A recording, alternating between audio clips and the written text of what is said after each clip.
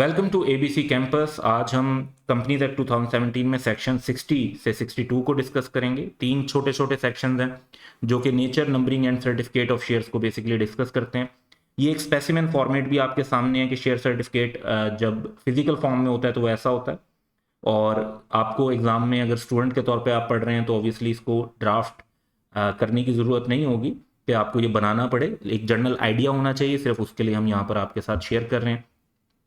Share की जो definition है वो भी लॉ में गिवन है, एंड इट मींस के share in the share capital of a company, कि कंपनी के शेयर कैपिटल में जो एक हिस्सा होता है। उर्दू भी अक्सर आप अगर देखें तो शेयर्स की जो उर्दू की जाती है वो हिस्से की जाती है, यानी एक पार्ट है शेयर के लफ्ज के तौर पे। तो पूरे शेयर कैपिटल, पूरे सरमाए में से जो एक हिस्सा है उसको एक शेयर कहते हैं। नेचर ऑफ शेयर लॉ ये डिफाइन करता है कि ये ट्रांसफरेबल प्रॉपर्टी होती है। A share is a form of movable property. Movable क्योंकि इमूवेबल नहीं है, इमूवेबल प्रॉपर्टी तो लैंड और बिल्डिंग वगैरह होती है। Carrying rights and obligation. Rights क्या होते हैं? जब आप शेयर होल्डर होते हैं तो आपका राइट होता है कि आप वोट दे सकते हैं, आपका राइट होता है कि आपको डिविडेंड मिले, आपका राइट होता है कि आप कंपनी की मीटिंग अटेंड कर सकें। ऑब्लिगेशंस क्या होती हैं कि अगर आपने उसके वो फुली पेड शेयर होना चाहिए, उसके लिए जितने पैसे हैं वो आप कंपनी को देंगे, वो आपकी ऑब्लिगेशन है। और जो कंपनी के आर्टिकल्स और मेमोरेंडम के अंदर प्रोसीजर लिखे हैं वो फॉलो करना भी आपके ऊपर लाजमी होगा, वो भी आप पे बाइंडिंग होंगे, ये आपकी ऑब्लिगेशन है। And is transferable from one person to another in the manner provided by articles. तो शेयर जो हैं वो एक पर्सन से दूसरे पर्सन को ट्रांसफर भी हो सकते हैं। किस तरीके से हो सकते हैं? जिस तरह से कंपनी के आर्टिकल्स में लिखा होगा।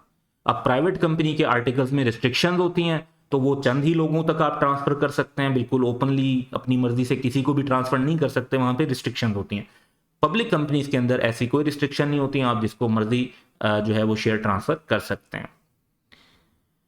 फिर है फुली पेड होना चाहिए शेयर्स को। A share must be paid for and it must be paid for in full when it is allotted to the share holder. जब शेयर होल्डर्स को उसकी अलॉटमेंट होगी तो उसके पूरे पैसे कंपनी को मिल जाने चाहिए। शेयर होल्डर्स ऑलरेडी उसके पूरे पैसे फुली पे कर चुका हो। यहां पर भी देखें फुली पेड लिखा हुआ है। Numbering. Every share in a company having a share capital shall be distinguished by its distinctive number। अब ये देखें यहां पर भी जो शेयर सर्टिफिकेट हमारे सामने है उस पे एक डिस्टिंक्टिव नंबर मेंशन है, और ये बेसिकली 50 शेयर्स का एक ही सर्टिफिकेट है। पर्सन का नेम मेंशन है, नंबर ऑफ शेयर्स मेंशन है, किस नंबर से लेकर किस नंबर तक। अब देखें 50 शेयर के अलग अलग सर्टिफिकेट बनाए तो उन्हें हैंडल करना मुश्किल हो जाएगा। तो 50 शेयर्स का एक ही सर्टिफिकेट भी बन सकता है, 100 का भी एक बन सकता है, मतलब किसी भी नंबर ऑफ शेयर्स का एक सिंगल सर्टिफिकेट बन सकता है। तो ये काफ़ी पुराना मतलब शेयर है और सर्टिफिकेट है जिसकी यहाँ पे हम पिक्चर देख रहे हैं। तो इसमें डिस्टिंक्टिव नंबर भी मेंशन होगा, नंबर ऑफ शेयर्स जिनको वो एक सर्टिफिकेट रिप्रेजेंट कर रहा है वो भी मेंशन होंगे, और नंबरिंग जो है वो हर सर्टिफिकेट की, उस पर सिग्नेचर वगैरह कंपनी के जो हैं वो भी रेलिवेंट ऑफिशियल के वो भी इसके ऊपर मेंशन होंगे। तो ये कुछ पॉइंट्स हैं, कुछ फर्दर पॉइंट्स की तरफ भी चलते हैं। ये एक और शेयर सर्टिफिकेट हमारे सामने है।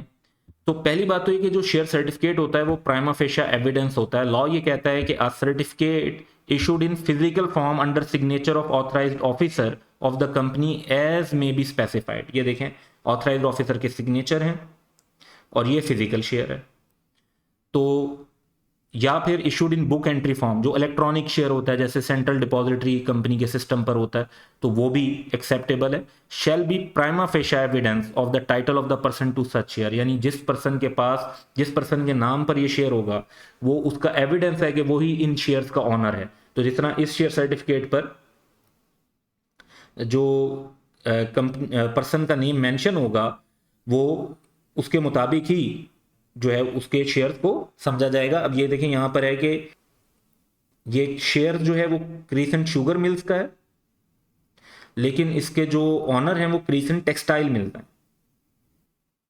यानी इसमें जो ऑनर है कंपनी भी, क्योंकि एक और कंपनी में शेयर होल्डर बन सकती है, तो एक और कंपनी जो है वो उसके शेयर्स को होल्ड कर रही है। तो टाइटल कैसे पता चला है कि कौन सी कंपनी ऑनर है इन शेयर की? जिसका उस सर्टिफिकेट के ऊपर नाम है। तो ये एक प्राइमा फेशिया एविडेंस है। अब शेयर किस वे में इशू किए जाएंगे शेयर सर्टिफिकेट, उनका फॉर्मेट, फॉर्म का मतलब है फॉर्मेट, और जो अदर मैटर्स हैं जो शेयर सर्टिफिकेट के इशू से रिलेटेड हैं वो कंपनी के आर्टिकल्स के मुताबिक हमें फॉलो करने होंगे। अब ओवरऑल कॉन्सेप्ट ये है कि जो शेयर्स का इशू होता है, ये कंपनी जब एक बन जाती है तो उसमें पहला स्टेप होता है जिसमें फिर जो प्रोमोटर्स होते हैं, जो इनिशियल मेंबर्स होते हैं, वो शेयर्स के लिए पे करते हैं। इसको हम कहते हैं सब्सक्रिप्शन ऑफ शेयर्स। फाइनली जो शेयर अलॉट हो जाते हैं एप्लीकेंट्स को, जितने लोगों ने उसके लिए अप्लाई किया होता है, तो फिर उसको कहते हैं पेइंग अप द कैपिटल, यानी सब्सक्रिप्शन ऑफ शेयर्स भी कहा जाता है और पेइंग अप द कैपिटल भी उसको हम प्रोसेस को कहते हैं। तो ये शेयर सर्टिफिकेट से रिलेटेड कुछ बेसिक पॉइंट्स थे जो इस वीडियो में हमने कवर किए। That's all for today, have a good day.